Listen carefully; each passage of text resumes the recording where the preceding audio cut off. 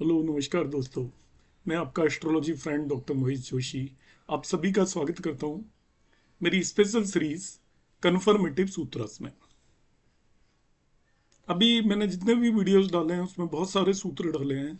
आपको मैं इंश्योर कर देता हूं ये सभी सूत्र 100% कुंडलियों पर लगते हैं, मगर हमें लगाना आना चाहिए। क्योंकि अब डायरेक्टली वो भाव देख रहे होंगे, मैं समझाने की कोशिश करता हूँ कि जैसे किसी केस में मैंने कहा 11th हाउस खराब हो गया, तो अब अपना ही 11th हाउस देखेंगे तो हो सकता है कि रिजल्ट पूरी तरह एप्लीकेबल ना हो। वो 11th हाउस आपके फादर से भी तो थर्ड या फोर्थ हाउस हो गया, थर्ड हाउस हो गया। आपकी मदर का भी तो 8th हाउस हो गया। इसी तरीके से आपके एल्डर ब्रदर का भी तो हाउस हो गया। तो इन सभी जो भी मैंने ये बताए हैं उनमें आपको भावत भावम सिद्धांत को लगाकर चलना है, और ये सभी कुंडलियों पर लगेंगे, 100% केसेस में लगेंगे। ऐसा होगा ही नहीं कि बिल्कुल नहीं लगेंगे। ये सब सूत्र पूरी तरीके से वेरीफाइड है, बहुत लोगों ने इन पर काम किया है, और पूरी तरीके से काम करने के बाद मैं आपके पास बता रहा हूँ। आज मैं सैटर्न से रिलेटेड सूत्रों की बात करूंगा। उससे पहले मैं बताना चाहूंगा कि एक केपी सीरीज मैं शुरू करने वाला हूं जिसमें ऑनलाइन क्लासेस लूंगा। जो मेरी केपी सीरीज होगी उसमें मैं आपको वर्केबल केपी बताऊंगा। इस तरीके से नहीं बताऊंगा कि मैं उसको पूरी आपको उसकी हिस्ट्री पढ़ा दूं और एक एक चीजें पढ़ा दूं।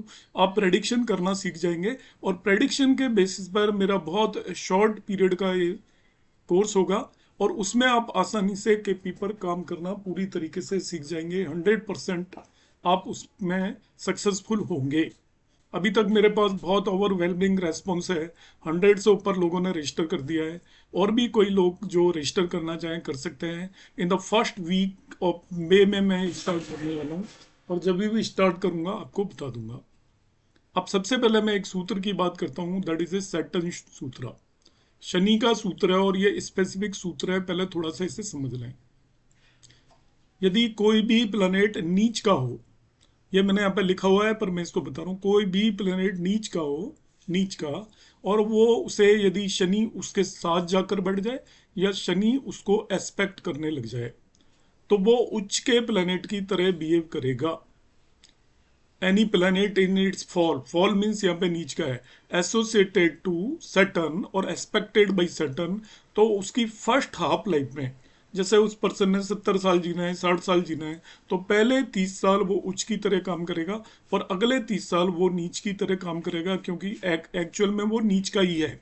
मगर सैटर्न के देखने की वजह से उसका behaviour first half of life में बदल जाएगा। मैंने प्रीवियस वीडियो में उच्च पर सिमिलर कंसेप्ट बताया था सैटर्न का, कि कोई भी प्लेनेट यदि उच्च का है और उसे शनि देख ले, तो पहली हाफ लाइफ में वो नीच के प्लेनेट की तरह एक्ट करेगा, और नेक्स्ट हाफ लाइफ में उच्च के प्लेनेट की तरह एक्ट करेगा। तो यहाँ पर यदि कोई भी प्लेनेट यदि नीच का है और उसे शनि देख ले, तो फर्स्ट हाफ लाइफ में उनको उस वो जिस भाव में बैठा है और जिन भावों का लॉर्ड है उससे रिलेटेड एक्सीलेंट रिजल्ट मिलेंगे, पूरी प्राप्ति होगी। मैं इसको समझाता हूं, देखिए। यहां पर हम देखते हैं कि मार्स नीच का होकर बैठा हुआ है 4th साइन में, कैंसर साइन में मार्स नीच का है, और उसके साथ सैटर्न आकर बैठ गया है। सैटर्न यहाँ पर आके बैठ गया तो भी ठीक है, यदि उसको सैटर्न कहीं से एस्पेक्ट कर रहा होता तभी भी। अब होगा क्या कि जो मार्स जिस साइन में बैठा है 4th साइन, और मार्स की लॉर्डशिप के भाव 1 और 8 साइन का लॉर्ड होता है, मतलब चौथा भाव और 11वां भाव। तो इसको नेटिव को फोर्थ भाव, 7th भाव और 11वें भाव के उच्च जैसे रिजल्ट मिलेंगे अपनी जिंदगी की फर्स्ट हाफ लाइफ में, और सेकंड हाफ लाइफ में वो क्योंकि ये नीच का है तो नीच जैसे रिजल्ट देगा। आई एम अगेन रिपीटिंग, फिर से मैं बता रहा हूं कि यदि कोई भी ग्रह यदि नीच का है, उसे शनि या तो देख ले या उसके साथ वो एस्पेक्ट में आकर बैठ जाए, तो वो ग्रह जिस भाव में बैठा है और जिन भावों का स्वामी है उन भावों से रिलेटेड उच्च के रिजल्ट देगा उस नेटिव की पहली हाफ लाइफ में, आधी जिंदगी में। और दूसरी आधी जिंदगी में वो वापस से नीच के रिजल्ट देगा। जो भी सुख सुविधाएं उसे मिली हैं उस प्लेनेट की वजह से, उन भावों की, दूसरी हाफ लाइफ में वो उससे छिन जाएंगी। नेक्स्ट सूत्र की बात करेंगे। ये भी शनि के सूत्र है, तो मैंने शनि के सूत्रों को लेकर ये पूरा वीडियो है। तो इसमें क्या है, Saturn is in Aries sign of its fall, मतलब यदि शनि उसकी नीच की मेष राशि में हो, और इसका स्वामी जो शनि की नीच राशि का स्वामी है, मतलब मंगल, यदि वो अपनी राशियों में चला जाए 1 और 8 में, या वो अपनी उच्च की राशि में चला जाए तो शनि भी उच्च के प्लेनेट की तरह एक्ट करेगा। देखिए बिल्कुल न्यू रूल है, बहुत कम लोगों ने सुने हैं। शनि जब नीच की राशि में है तो वो मंगल की राशि में होता है, तो उसकी नीच की राशि का स्वामी मतलब मंगल या तो स्व राशि में हो जाए या उच्च की राशि में हो जाए तो शनि भी उच्च की तरह बिहेव करेगा। इसको मैं यहाँ पर कुंडली में समझाता हूँ। इस कुंडली को देखिए, यहाँ पर वन साइन के अंदर सैटर्न शनि बैठा हुआ है, तो इसका स्वामी कौन हुआ? मंगल। अब इसका स्वामी मंगल यदि वन साइन में आ जाए, एट साइन में आ जाए या टेन साइन, इन तीनों में से किसी भी राशि के अंदर आ जाए, शनि की नीच की राशि का स्वामी अपनी स्वराशि या उच्च की राशि में जाकर बैठ जाए तो नीच का स्वामी शनि भी उच्च का हो जाएगा। इस केस में तो ये नीच भंग हम बोलते ही हैं वैसे ही। यदि शनि यहाँ पर और यहीं मार्स बैठ गया तो नीच भंग है। मगर यहाँ पर मैं दूसरा रूल बता रहा हूँ कि शनि नीच का है और इसका स्वामी मंगल या तो स्वराशि में मतलब वन और एट साइन में हो या उच्च राशि टेन साइन में हो, तो ये शनि उच्च के शनि की तरह आपके रिजल्ट देगा थ्रू आउट लाइफ, तो उच्च का हो जाएगा। देखिए इसको एक तरीके से आप नीच भंग भी मान सकते हैं। तो नीच भंग तभी भी हो जाएगा यदि शनि अपनी नीच की राशि में है और उसका डिस्पोजिटर मतलब उसका स्वामी मंगल अपनी राशि या उच्च की राशि में हो, तो शनि उच्च की राशि की तरह बिहेव करेगा। नेक्स्ट कॉम्बिनेशन देखिए, नेक्स्ट सूत्र of Saturn. If Saturn is in its high sign, high का मतलब है उच्च, सेवन राशि में हमें पता है लिब्रा या तुला में वो उच्च का होता है, and sun is in its opposition in his high sign one, सूर्य भी उससे अपोजिशन में हो और अपने हाई साइन में हो।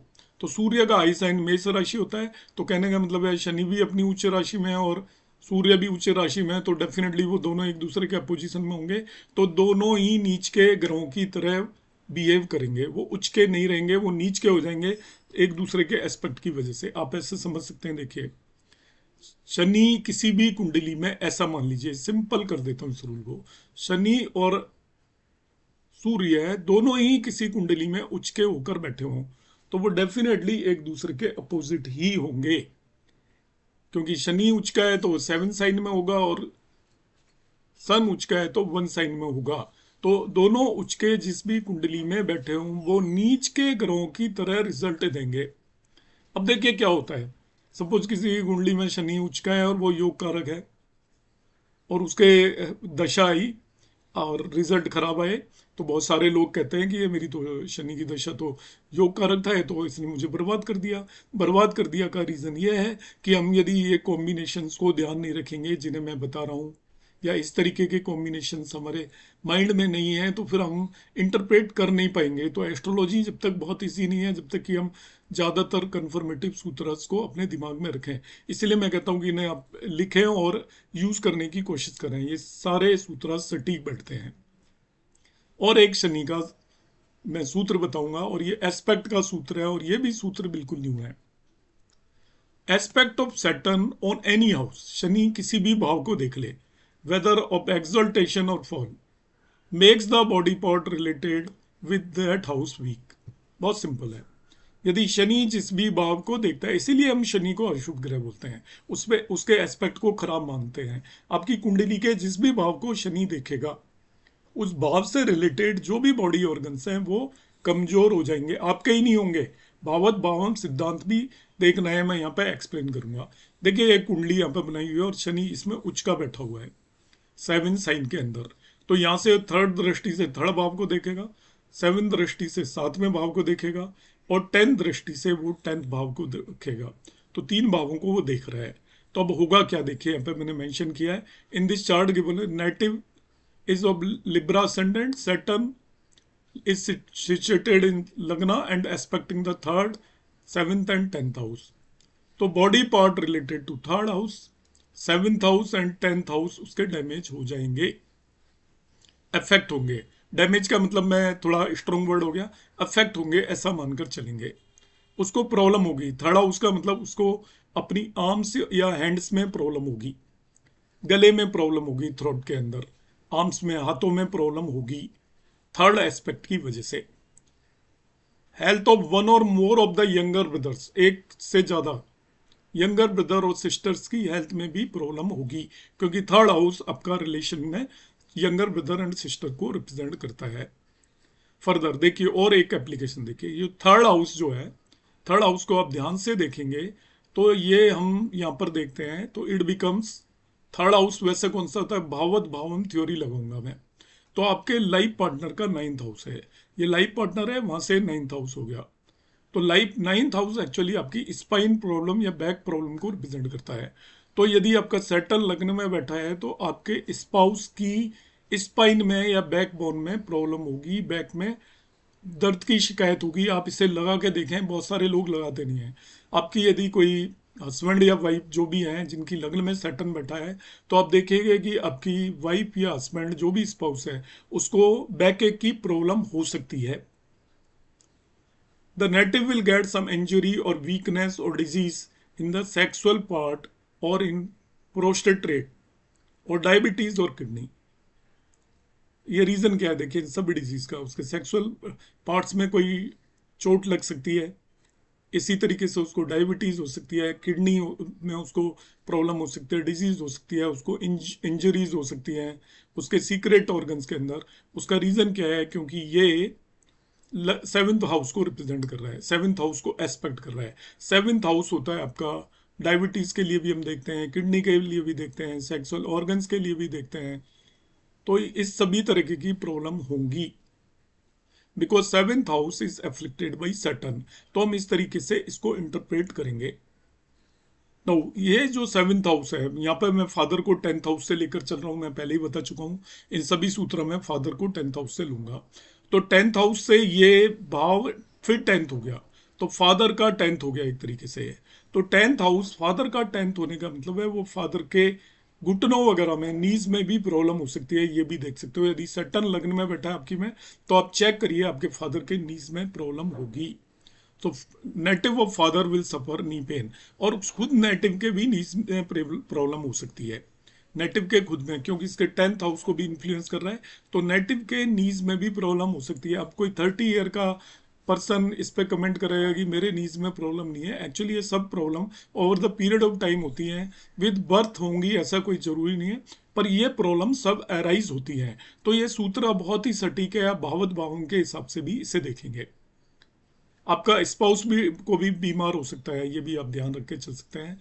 और पर्टिकुलरली ऑर्गन्स को इन्फ्लुएंस करेगा, कौन कौन से ऑर्गन्स को इन्फ्लुएंस करेगा, जो थर्ड हाउस से रिप्रेजेंटेड है, सेवेंथ और टेंथ हाउस से रिप्रेजेंटेड है।